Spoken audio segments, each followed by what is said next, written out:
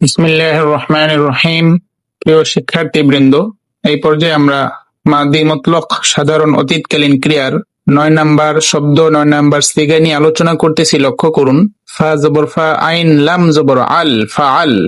মূল হরফ ৩টি, ফা আইন লাম।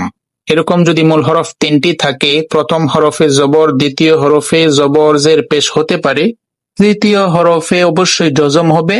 এটা হলো ৬ নাম্বার সিগা থেকে ১৪ নাম্বার পর্যন্ত, এবং শেষে তামিম পেশতুম বৃদ্ধি করলেই জমা মুজাক্কার হাজিরের সিগা গঠন হবে। তাহলে আমরা কোরআনে যত জায়গায় পাবো শেষে তামিম পেশতুম, তার অর্থ হবে তোমরা সকল পুরুষ করেছো, অর্থাৎ মূল শব্দের যে অর্থ তার সাথে তোমরা সকল পুরুষ যুক্ত হবে। তাহলে ফাআল তুম, তোমরা সকল পুরুষ করেছো।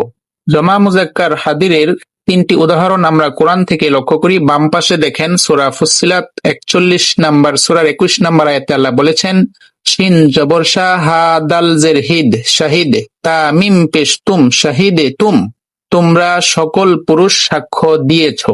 এখানে তামিম পেশ তুম রয়েছে, তাই তোমরা সকল পুরুষ হয়েছে। আর শাহিদ শব্দের অর্থ হলো সাক্ষ্য দেওয়া। তাহলে শাহিদে তুম, তোমরা সকল পুরুষ সাক্ষী দিয়েছো।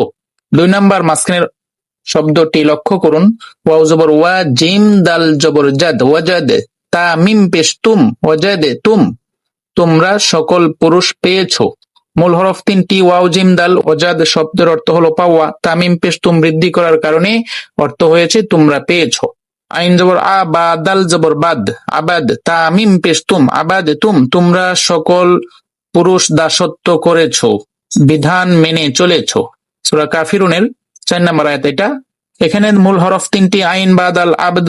আবদ শব্দের অর্থ হলো দাসত্ব করা, গোলামি করা, হুকুম মানা, আদেশ নিষেধ মেনে চলা। তামিম পেশতুম থাকার কারণে অর্থ হবে তোমরা আদেশ নিষেধ মেনে চলেছো। আমরা এই পর্বে জানতে পারলাম ফেয়েলে মাদি মতলকের ৯ নাম্বার সিগা ফাআলতুম।